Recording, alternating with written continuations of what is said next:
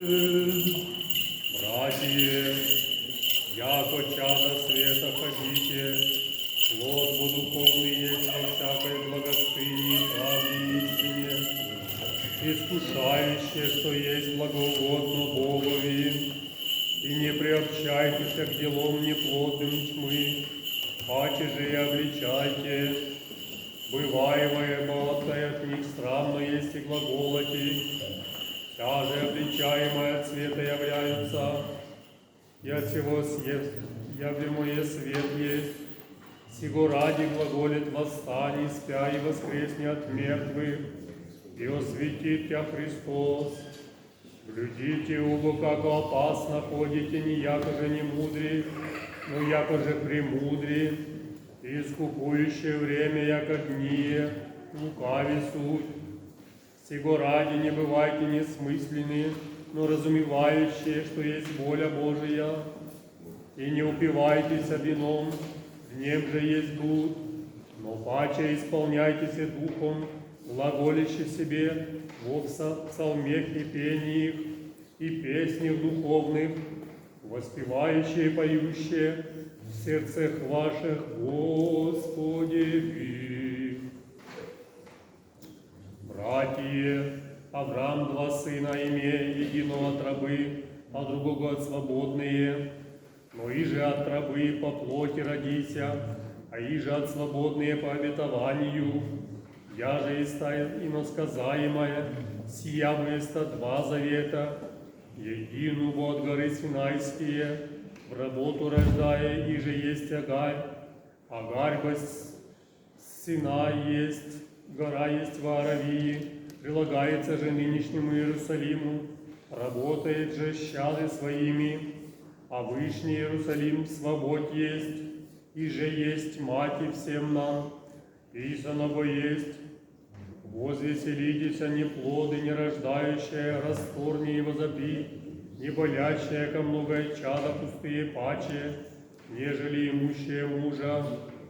Мы же, братья, по Исааку обетование чада есть мы, но яко же тогда по плоти родивайся, гонящий духовного, так и ныне. Но что глаголит Писание, и жени рабу, и сына и я, не имять понаследователь сына рабынь, и сыном свободные. Тем же, братья, не мы рабыни на чада, но свободные.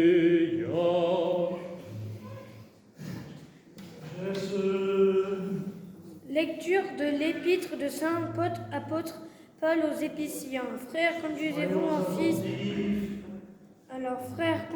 en fils de lumière, car le fruit de l'esprit, c'est tout ce qui est bonté, justice et vérité. Sachez reconnaître ce qui plaît au Seigneur et ne prenez aucune part aux œuvres stériles des ténèbres. Démasquez-les plutôt.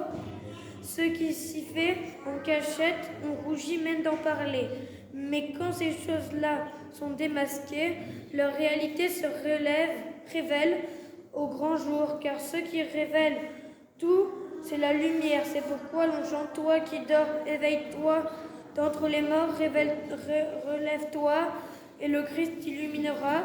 Prenez donc bien garde à votre conduite, ne vivez pas comme des insensés, mais comme des sages. Tirez parti du temps présent, car nous traversons des jours mauvais. Ne soyez donc pas irréfléchis, mais comprenez bien quelle est la volonté du Seigneur. Ne buvez pas jusqu'à l'ivresse, car le vin porte à la débauche. Laissez-vous plutôt remplir par l'Esprit Saint. Dites entre vous des psaumes, des hymnes et des cantiques spirituels. Chantez pour le Seigneur et psalmodiez de tout cœur. Alors, frère Abraham eut deux fils, l'un de l'esclave, l'autre de la femme libre. Mais celui de l'esclave est né selon la volonté de la chair, celui de la femme libre suivant la promesse de Dieu. Il y a là une allégorie, ces deux femmes représentent les deux alliances. La première se rattache à Sinaï et elle est enfante pour la servitude, c'est Agar l'arabe, car le mont Le mont Sinaï se trouve en Arabie, mais son alliance correspondant à l'actuelle Jérusalem, qui est esclave de la loi avec ses enfants. L'autre est libre, c'est la Jérusalem d'en haut, Sion, notre mère à tous. C'est d'elle qui est écrit: réjouis-toi, stérile qui n'a pas enfanté, éclate et crie d'allégresse, toi qui n'as pas eu les douleurs, car plus nombreux seront les fils de la délaissée que les fils de l'épousée. Et nous, mes frères, nous sommes les enfants de la promesse et la manière d'Isaac. De son temps déjà, l'enfant né selon la volonté de la chair persécuté, celui qui était né selon l'esprit, il est encore ainsi maintenant. Mais que dit l'Écriture?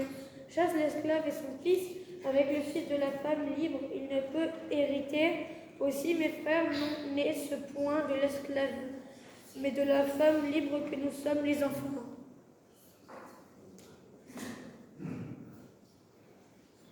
Єван читаючи, И Духове Твоему. Свящимся так Евангелия, et de sienne sagesse, tenons-nous droit pour écouter la lecture du Saint-Évangile. Et à tous.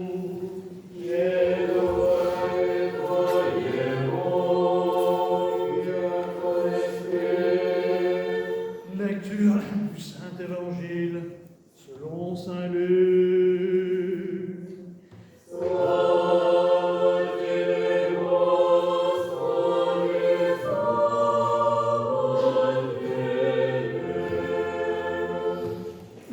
Soyons attentifs.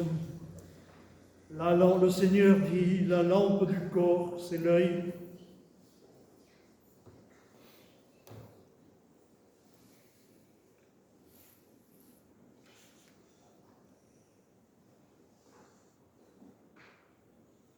Le Seigneur dit, personne n'allume une lampe pour la couvrir d'un vase et la mettre sous un lit, mais on la met sur un lampadaire afin que ceux qui entrent puissent voir la clarté. Car il n'est rien de caché qui ne doive être manifesté, rien de secret qui ne doive être connu et venir au grand jour. Prenez donc garde à la manière dont vous écoutez, car à celui à qui l'on donnera, car à celui qui a, l'on donnera, mais à celui qui n'a pas, on enlèvera même ce qu'il croit avoir. La mère et les frères de Jésus vinrent le trouver, mais à cause de la foule, ils ne pouvaient l'aborder. On l'en informa et lui dit, ta mère et tes frères se trouvent dehors et désirent te voir. Mais Jésus leur répondit, ma mère et mes frères, ce sont ceux qui écoutent la parole de Dieu et la mettent en pratique.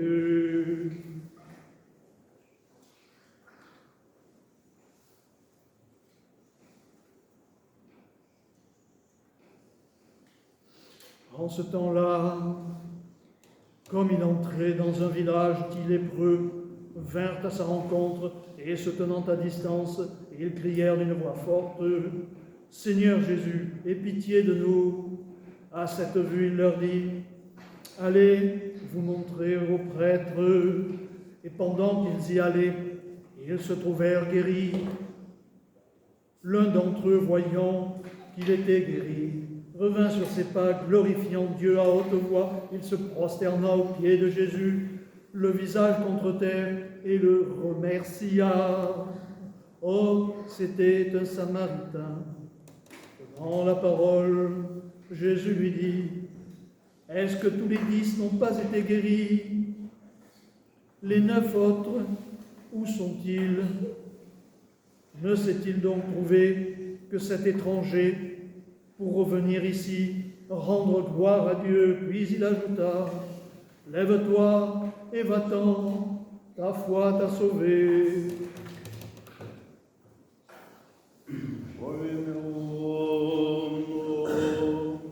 Ходящий Иисусове в некую весть, святоши по 10 прокаженных мужей, и же ставший издалече идти вознесолше глаз глаголюще, Иисусе, наставниче, помилуй ны, и видя речей им шедши, покажитесь священников, и быси душами им очистишься, и день же от них, видя яко исцеле, возвратися со гласом велим, славя Бога, и в падении спинову Его, хвалу Ему воздая, и той весь самарянин, отвещавший Иисусу вече, не 10 ли очистишься до 9 лет, как они ответошися, возрасшися, дать славу Богу, ток мои наплеменник сей, и рече ему восстав, иди, вера твоя спасет.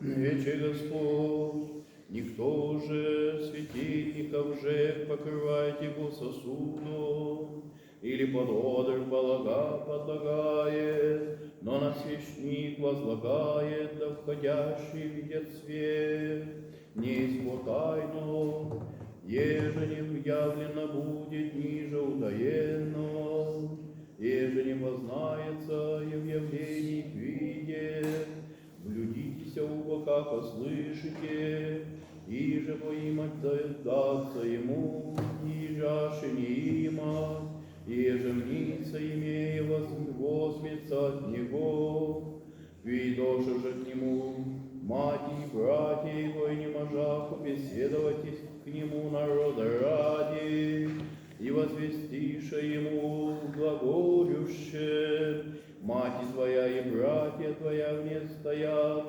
видеть тебя хотяще, он же отвещав вечери. Дни, мать моя и братья моя, сии суть, слышащие Слово Божие и творящие.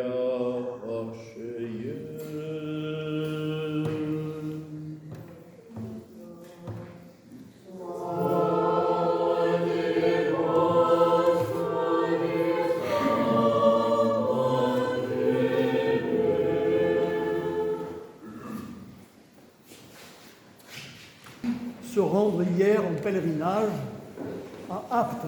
Il y a eu hier un pèlerinage organisé à Apt pour célébrer la divine liturgie auprès des reliques de Sainte Anne, la mère de la très sainte Mère de Dieu.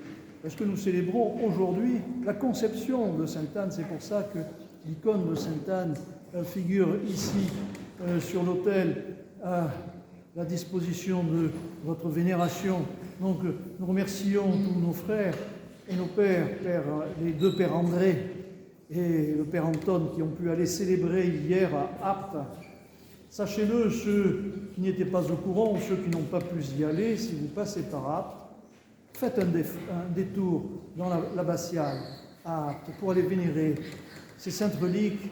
Et je sais que notre sœur, la dame qui s'occupe de garder ces reliques sera très heureuse de vous les ouvrir, de vous les montrer, que vous puissiez venir les vénérer.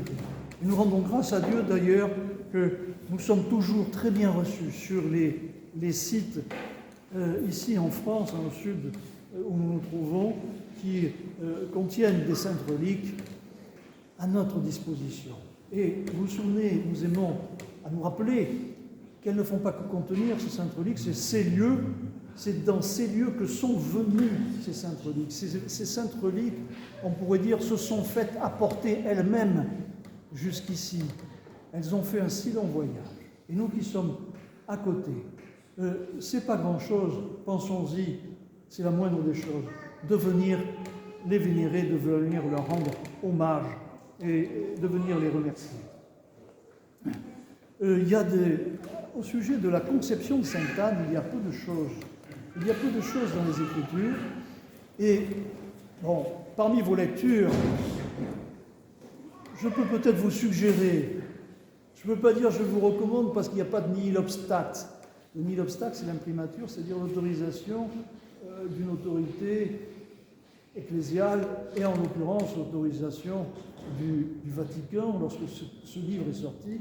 Il y a un livre très intéressant que je recommande à votre lecture, comme ça pour enrichir un petit peu tout ce qu'on entend sur les évangiles, ce sont les visions de sainte Anne-Catherine Emmerich.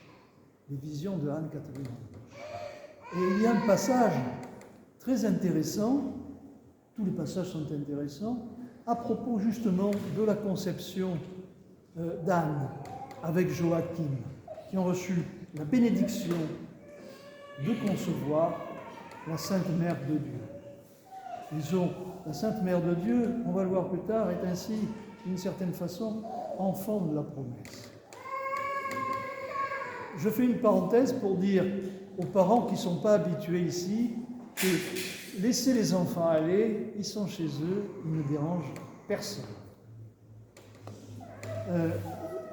Je voudrais vous rappeler donc que, vous savez, nous approchons du 24 décembre, qui est la date de la Noël selon le calendrier grégorien, c'est-à-dire la Noël en Occident, laquelle Noël ne veut plus dire grand-chose, hélas, on le déplore, c'est-à-dire c'est devenu essentiellement une fête commerciale. Et puis beaucoup oublient que c'est la fête du petit Jésus. Et j'aime rappeler à tous les enfants qui se trouvent, qui célèbrent cette 24 décembre, cette nativité dans leur famille, où nous allons les rencontrer, nous les uns les autres, parce que nous avons des liens avec ces familles-là. Nous sommes de familles mixtes, nous sommes ici en France, parfois invités par des amis qui sont catholiques romains, qui célèbrent cette fête. Et j'aime poser une question simplement, sans ouvrir de polémique, mais simplement poser une question aux enfants. Ah, quand même, tu reçois plein de cadeaux, c'est la fête des cadeaux, on ne sait plus quoi acheter d'ailleurs. Ils ont tellement de cadeaux que chaque année, pour les parents, ça devient un casse-tête de trouver qu'est-ce qui pourrait être original et leur faire plaisir. Donc, demandez aux enfants, tu reçois plein de cadeaux et c'est pourquoi en fait. Ah, alors, c'est la Noël. Ah, c'est quoi la Noël? C'est la naissance du petit Jésus? Oui. Ah, tu vas le mettre dans la crèche? Oui, donc c'est sa naissance? Oui. Mais si c'est sa naissance, c'est son anniversaire? Oui. Mais quand c'est l'anniversaire de quelqu'un, c'est lui qui reçoit les cadeaux. C'est pas ses invités. Juste cette petite remarque, ça permettra de remettre beaucoup de choses, sans polémique, à leur place. Et la petite graine fera son chemin. Et ensuite, on pourra y revenir à ça. Pour essayer de faire en sorte d'apporter notre petite goutte d'eau, pour faire en sorte que la Noël, la nativité, dans cet Occident, cette Europe de l'Ouest déchristianisée, eh bien, ne soit pas définitivement jetée aux orties, jetée à la poubelle. Alors vous avez, petite remarque, je fais une parenthèse, vous aurez les uns les autres, peut-être, vous serez invités dans vos familles ou par des amis. Et puis alors, qu'est-ce qu'il faut faire? Dire « Ah non, non, je ne mange pas de dinde, je ne mange pas de marron, moi je fais carême. » Si vous faites ça, c'est là que votre carême, patatras, c'est tout perdu. Parce qu'il y a de l'orgueil dans ce positionnement. Et puis, il peut y avoir on peut être amené ainsi, sans le vouloir, à vexer. On est invité pour participer à une table, à des réjouissances. Donc quand on est invité et qu'on accepte, eh bien on participe.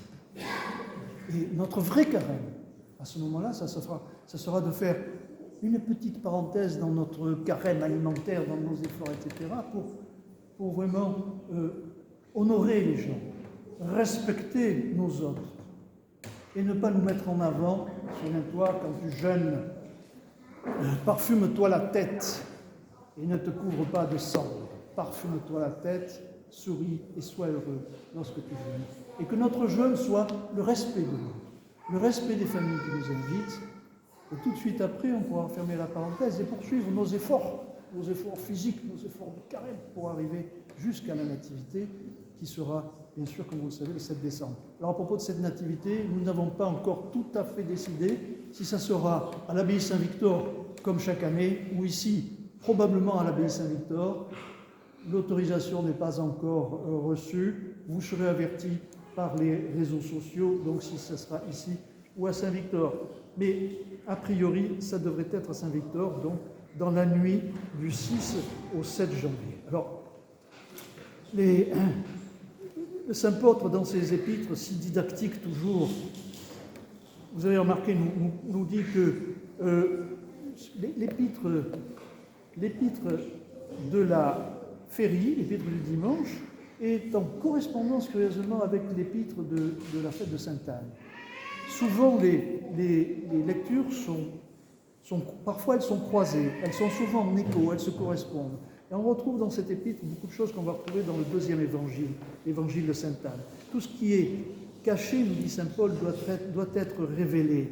Et toi qui dors, éveille-toi d'entre les morts, relève-toi, et le Christ t'illuminera. Saint Paul nous dit il faut veiller, tout ce qui est dans les ténèbres, il nous prévient que tout ce qui est dans les ténèbres doit être révélé. Et il y a dans cette épître le thème de la révélation.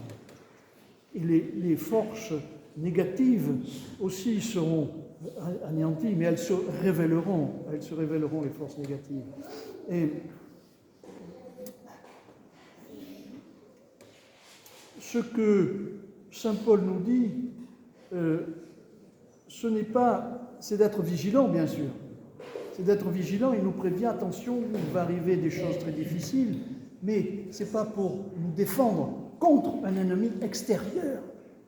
Si saint Paul nous dit, toi qui dors, éveille-toi d'entre les morts. Ça veut dire, toi dont le discernement est un peu affaibli, attention, en ces temps difficiles, en ces temps mauvais qui s'annoncent, réveille-toi, sois vigilant, et que ta vigilance soit accrue, non pas comme une sentinelle sur quelqu'un d'autre qui veille la nuit. Si tu fais comme ça, tu te trompes. L'ennemi, il est là, dedans. Réveille-toi. Et ne te trompe pas de cible. L'ennemi, il est en toi. Ce n'est pas un combat extérieur que nous sommes appelés. Ce n'est pas un combat dans le monde, c'est un combat intérieur que nous sommes appelés. Et auquel nous encourage saint Paul. Et ceci est encore plus compréhensible lorsqu'il fait le parallèle entre la Jérusalem céleste et la Jérusalem terrestre. Et ceux qui sont nés de la chair et ceux qui sont nés du baptême. Et c'est ce que va nous rappeler l'Évangile, un peu plus loin. Alors il y a d'abord le premier évangile qu'on a entendu, c'est l'évangile des 10 lépreux, l'évangile du dimanche. L'évangile du dimanche, aujourd'hui, c'est l'évangile des 10 lépreux. Que nous dit cet évangile? Il y a 10 lépreux qui viennent se faire guérir auprès du Christ, et le Christ est tellement compatissant qu'avant même qu'ils aient pu formuler leur demande complètement, il ne leur dit même pas, il leur dit tout de suite, allez vous montrer à vos chefs, ils y vont et en chemin, je trouve guéri. Et il n'y en a qu'un qui revient. Et il y en a qu'un qui, se trouvant guéri, réalise ce qui s'est passé. Il n'y en a qu'un qui réalise ce qui s'est passé, et il y en a qu'un qui n'a pas oublié qui il était et à qui il doit sa guérison. Il n'y en a qu'un seul qui réalise sa position. Il n'y en a qu'un seul qui ne s'est pas endormi dans la foi. C'est pour ça que saint Paul nous dit, réveillez-vous, soyez attentifs. Et celui-là, c'est un Samaritain. Et celui-là, c'est un Samaritain, et l'Évangile nous dit, c'est étranger. Alors, il y a le thème de l'étranger, il y a le thème de l'étranger auquel il faut être attentif, mais je dis ça, c'est pas dans un sens, aujourd'hui les médias nous inondent, ah, ces pauvres migrants, il faut les recevoir, etc. Bien sûr, il faut s'occuper des pauvres, c'est pas ça. Le thème de l'étranger, c'est quelqu'un qui n'est pas forcément dans le bercail, dans l'enceinte définie, reconnue, qui n'a pas le passeport reconnu, le passeport spirituel, le passeport religieux, eh bien, c'est peut-être sur lui, c'est peut-être chez lui que repose la grâce. Et la grâce repose sur tous, bien sûr, puisqu'ils ont été guéris, mais chez lui, elle est effective parce qu'il y a la reconnaissance. N'oublions pas d'être reconnaissants. Nous ne sommes jamais assez reconnaissants. Rien de ce que nous avons, de ce que nous sommes, ne saurait être sans la grâce de Dieu. Alors il y a cet évangile ensuite de la lampe sur le boisseau, auquel l'épître de saint Paul dont nous parlions fait écho en de nombreux points. Et la lampe sur le boisseau, que nous dit cet évangile, nul, lorsqu'il a allumé une lampe, ne la cache quelque part sous le boisseau. Il faut il faut la mettre en une place élevée pour qu'elle remplisse sa fonction. Donc une lampe qui est allumée pour qu'elle éclaire. Alors il y a dans cette notion quelque chose que nous avons vu déjà à propos des talents un petit peu. C'est-à-dire que chacun doit trouver sa place, et une fois que à chacun il est fixé une tâche dans le plan de Dieu. Et chacun a quelque chose à accomplir, et chacun a une capacité particulière à accomplir cette chose-là. Et cette lampe-là, il faut qu'il l'éclaire. Cette étincelle qui vit en chacun de nous pour faire quelque chose, chacun, nous sommes plus aptes les uns et les autres à faire ou ceci ou cela. Et notre capacité, il faut la développer. Il ne faut pas en avoir peur. Et il faut en confiance la développer, de façon à ce que notre talent, de façon à ce que nous puissions éclairer, apporter au monde cette lumière. Alors, il y a quelque chose aussi, un aspect de cette image de la lampe qui doit s'éclairer. Il ne faut pas, du talent que nous avons chacun et que nous ne devons pas étouffer. Ça s'adresse, cette métaphore, cette parabole s'adresse à chacun de nous et à tous, dans un autre sens, à chacun de nous, car nous ne devons pas étouffer cette lampe, cette lumière que nous avons en chacun de nous. Et nous devons la mettre au grand jour. Et la deuxième notion, c'est que nous devons la mettre au grand jour. Pourquoi ? Pour illuminer, pour éclairer. Ce n'est pas pour nous, parce qu'une fois que la mèche est allumée, elle brûle. Nous sommes heureux, ça y est, nous avons ce qu'il nous faut pour nous. À partir du moment où notre chandelle éclaire, brûle, nous sommes lumière et nous avons tout ce qu'il nous faut. Alors il y a un usage aussi, un autre usage, c'est qu'elle doit éclairer, c'est-à-dire rendre les ténèbres, percer les ténèbres, effacer les ténèbres pour les autres qui sont en chemin. Ça, c'est une notion importante et c'est la vraie notion spirituelle de l'aumône. L'aumône, c'est bien sûr faire le bien, les œuvres caritatives, donner des sous, aider son prochain. Oui, c'est l'aumône, oui. Mais l'aumône a un sens spirituel. C'est le spirituel qui domine. C'est toujours le spirituel qui prime. L'homme est fait de matière, l'âme, l'esprit, et c'est toujours l'esprit qui prime sur tout. Alors, le sens spirituel de l'aumône, c'est ça. C'est aider celui qui est moins avancé que celui qui est plus avancé. Aide celui qui est moins. Et comment faire ? Il y a des pères spirituels qui sont là pour ça, c'est leur devoir, c'est leur fonction. Qu'est-ce que c'est ? Petite parenthèse, qu'est-ce que c'est qu'un père spirituel ? C'est quelqu'un qui a parcouru le chemin. C'est quelqu'un qui a accompli la voie. C'est quelqu'un qui est dans le royaume des cieux. Pourquoi n'y reste-t-il pas ? Souvent les pères spirituels, les saints restent. Pourquoi ? Pour que leur lumière permette d'éclairer le chemin d'autres. Pour qu'ils accomplissent leur tâche d'aide à ceux qui cheminent, pour leur montrer le chemin. Et donc chacun, à notre niveau, nous aussi, notre petite lampe doit permettre à chacun, aux autres, à l'autre, doit lui permettre de cheminer. Et chacun, si nous ne cachons pas notre lampe sous le boisseau, mais si nous développons chacun nos talents, eh bien c'est au bénéfice des uns pour les autres. Et nous nous éclairons mutuellement. Et le monde devient plus lumineux et le chemin devient plus visible pour tout le monde. Il y a aussi parce que chacun de nous avons notre place dans le plan divin. Vous savez, on utilise souvent la métaphore des cathédrales. Les cathédrales des églises, bien sûr, des temples. Qu'est-ce que le temple ? Le temple, c'est un symbole du cosmos, bien sûr, mais on compare, et on ne fait pas que comparer, il y a une identité entre le temple de pierre et le temple de chair.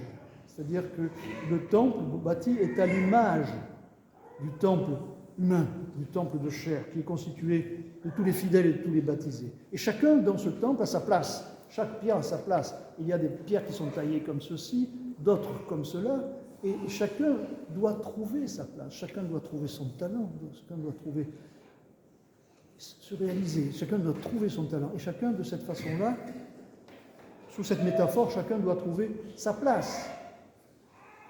C'est de là l'expression « apporter sa pierre à l'édifice ». Apporter sa pierre à l'édifice, ce n'est pas qu'une simple contribution. On dit, on fait une quête, on organise quelque chose pour aider, j'apporte ma pierre à l'édifice, allez, je fais un petit geste.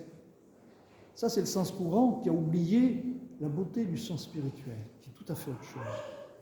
J'apporte ma pierre à l'édifice, ça n'est pas contribuer dans un groupe, additionner à une somme dans un ensemble. Non. Apporter sa pierre à l'édifice, ça veut dire qu'elle a sa place et qu'elle va bien quelque part. Si on apporte une pierre ronde dans un mur carré, elle n'ira pas. Alors, ça ne sert à rien d'apporter sa pierre. Si elle est ronde dans un édifice carré, apporter sa pierre à l'édifice, ça ne contribuera pas. Donc, ça veut dire que la pierre, il faut qu'elle soit juste, qu'elle ait sa place, qu'elle aille à sa place. Ça veut dire qu'il faut tailler sa pierre. C'est une expression aussi courante qu'on entend. Il faut tailler sa pierre. Apporter sa pierre à l'édifice, ça veut dire qu'elle a été taillée. Ça veut dire qu'il y a une connaissance et une action. Ça, c'est l'action de carême. Ça, c'est l'action de carême. Connaissant le plan divin. Essayer de conformer sa personne au plan divin. Je sais que ma pierre doit aller là. Oui, j'ai ça en trop. Allez, je corrige. Je râpe. Je taille. Je ponce. J'ébarbe. Oui, on fait que ça parce qu'on est tellement aigu, piquant pour les autres tout le temps. Rugueux, jamais lisse. Soyons lisses. Soyons lisses. La rugosité fait du mal. Elle arrache les doigts et elle fait saigner. Donc soyons lisses, soyons poncés, soyons polis, soyons polis. Alors, dans cet évangile aussi, il y a le sens, le mot de la révélation, de la même façon que l'épître qui correspond à l'épître de Paul. Là, l'évangile nous parle de la révélation. Lui aussi, toutes les choses qui seront cachées doivent être révélées. Dans les notions apocalyptiques, bien sûr. On ne fait qu'y penser de plus en plus en ce moment, dans ces temps troublés. Peut-être pas encore. Seul le Père connaît la date. Et effectivement, il y a beaucoup de choses qui vont de plus en plus vite, de plus en plus fort. Et il y a beaucoup de choses, alors vers la fin, on ne sait pas quelle fin. On y reviendra. Mais il y a de plus en plus, en même temps, de choses qui sont révélées. Et ça, l'Évangile le dit. Qu'elles soient révélées en un seul coup. La révélation, et ça, c'est un peu la tendance aujourd'hui des apocalypses, de ceux qui ont l'esprit millénariste et qui attendent une révélation immédiate, instantanée. Oui, il peut y avoir un aspect instantané dans la révélation et dans l'Apocalypse, mais pas que. Regardez comment la révélation se fait aussi lentement, petit à petit. Et de plus en plus de choses sont révélées aujourd'hui par différents canaux d'information et aussi par la prière, directement par la connaissance. De plus en plus de choses sont révélées petit à petit, progressivement. Il y aura sans doute une révélation finale, instantanée, mais de plus en plus de choses sont révélées progressivement. Soyez attentifs à ça. Soyons attentifs à ça. Si elles sont révélées, ce n'est pas pour être sur un rayon de bibliothèque, être jeté à la poubelle ou être mise sous le lit, comme dit l'Évangile à propos de la lumière sur le boisseau. Si elles sont révélées, c'est pour apporter la connaissance. C'est pour apporter la connaissance, c'est pour éclairer et illuminer le monde et les gens. Alors, c'est dans ce sens où on dit, vous m'entendez dire souvent, n'ayez pas peur. Ce n'est pas une caricature. Parfois, il y a d'autres personnes à qui l'on pense et qui disent ça. C'est ça la caricature, peut-être.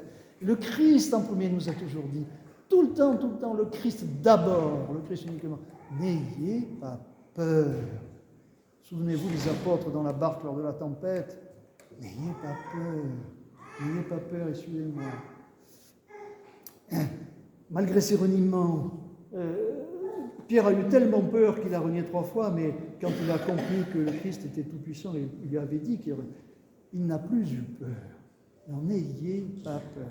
s'il y a, encore une fois, s'il y a beaucoup de choses terribles qui montent, si beaucoup de choses terribles sont révélées et apparaissent à la lumière, c'est peut-être pour être justement corrigé. Si beaucoup de choses arrivent à la lumière, négatives, mauvaises, difficiles, il y a de plus en plus de combats, c'est peut-être parce qu'il y a aussi beaucoup de choses positives qui sont révélées et qui arrivent à la lumière.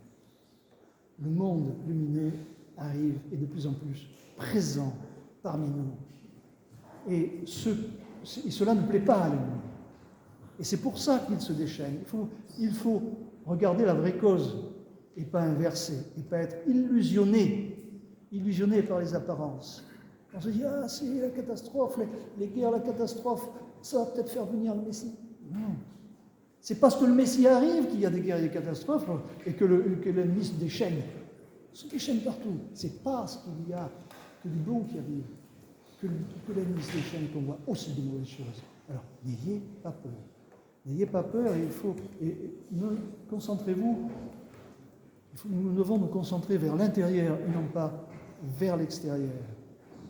Il ne s'agit pas de juger, évitons de juger tous les gens autour de nous, les gouvernements, les sociétés, les gens, tout ce dont on nous informe, évitons de les juger, ce n'est pas notre job.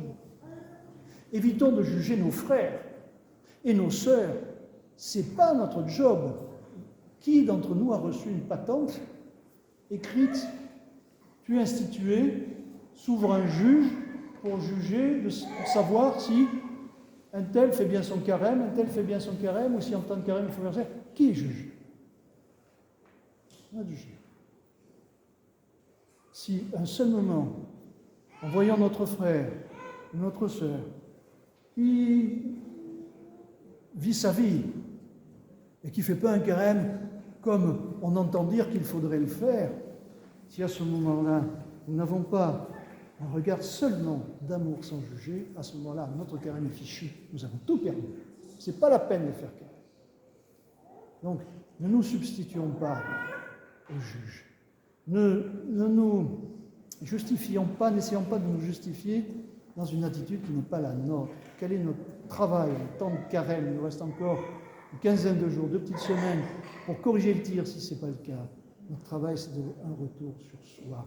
Si nous voyons quelque chose qui nous choque chez notre frère, chez autrui, c'est peut-être un reflet de nous-mêmes. En tout cas, évitons de juger. Évitons surtout de juger et de vexer. Sinon, notre carême ne servira à rien, nous n'aurions rien compris. L'Évangile nous rappelle, comme l'Épître de saint Paul, qui fait écho à cet Évangile, la suprématie du spirituel, je l'avais dit. On l'a dit dès le début, la suprématie du spirituel sur le temporel. Il y a une Jérusalem qui s'enferme sur sa matérialité et il y a une Jérusalem dont nous faisons partie, a dit l'Épître, dit saint Paul. Une Jérusalem dont nous faisons partie, qui est la Jérusalem spirituelle. C'est ça la Jérusalem, c'est une Jérusalem spirituelle qui ne peut pas être détruite. Et cette Jérusalem spirituelle, comment on y entre? C'est par le baptême. On y entre par le baptême.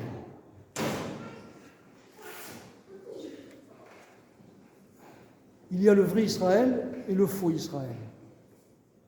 Le faux Israël, ça ne veut pas dire qu'il n'est pas justifié, mais justement il n'est justifié que par la loi et des raisons terrestres, des raisons matérielles. Et le vrai Israël, lui, est justifié par des raisons célestes, spirituelles, et qui sont obtenues par le baptême. Ainsi, à la suite de Joachim et Anne, et puis il y a eu, Joachim et Anne, qui ont enfanté leur enfant sera un enfant de la promesse. Souvenez-vous, la deuxième épître que nous avons entendue, il y a les enfants, qui est terrible, qui est très dur, les enfants de la chair et les enfants de la promesse. Les enfants de la chair, il faut les envoyer, il faut les chasser. Tout ça, c'est l'histoire d'Agar, des enfants d'Abraham, les différentes branches des enfants d'Abraham, mais ce n'est pas l'aspect historique qui est intéressant ici. C'est de discerner entre le royaume matériel et le royaume spirituel. Les enfants, les fils du royaume matériel sont esclaves, dit l'Épître. Et les fils du royaume spirituel sont libres. Qu'est-ce qui est plus confortable? Je ne sais pas. Parce que à celui qui est libre, on demandera des comptes. Qu'as-tu fait de ta liberté? Ta liberté, ça veut dire que tu peux tout. Tu n'as aucune contrainte. Être libre, ça veut dire n'avoir aucune contrainte, aucun lien, aucune attache, aucun contraire. Tu es libre. Si une action contraire, allez, tu peux t'en libérer, tu n'es pas attaché. Alors qu'as-tu fait dans cet état de liberté? Quel est le fruit de ta liberté? C'est à ça qu'il faut penser. Il nous sera demandé, en tant que fils de l'Esprit, fils du royaume des cieux, qu'as-tu fait de ta liberté? Eh bien, avançons avec confiance et avec Sainte Anne. Et je vous recommande d'essayer de trouver ces petits éclaircissements un peu anecdotiques, mais intéressants. C'est comme aussi enrichissant que la vie des saints. Vous savez, la vie des saints, c'est une nourriture. C'est pas seulement l'aspect historique qui est intéressant. C'est tout le sens qui s'en dégage. Cherchez toujours le sens. Soyez toujours éveillés. Faites preuve toujours de discernement pour trouver le sens. Voilà. Et donc, à la suite de Joachim et Anne, avançons sereinement, avec foi et confiance, et surtout, n'ayons pas peur. Avançons avec joie. Nous ne faisons pas de grise mine, de caramontrant, comme on dit ici en Provence, de carré-montrant. Nous ne faisons pas des mines de caramontrant. Soyez heureux, soyons joyeux. Et surtout, n'oubliez pas, ne jugeons pas nos frères. Et surtout, soyons respectueux d'autrui. J'ai oublié une annonce. Le 25 décembre, ça sera mercredi ou jeudi.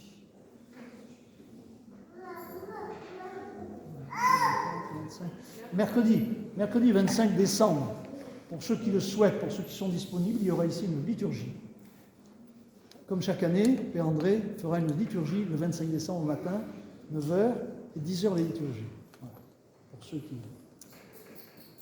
Pour ceux qui voudront dissiper les vapeurs de la veille, pour ceux qui seront invités, ou pour ceux qui ne participeront pas au Noël catholique romain, auront à cœur de prier pour leurs frères catholiques romains, nos frères dans le baptême, de façon à ce que la Mère de Dieu et le Christ les renforce pour qu'ils célèbrent une fête plus fidèlement à la tradition chrétienne, la nativité du Christ, pour qu'ils reviennent à une célébration plus traditionnelle.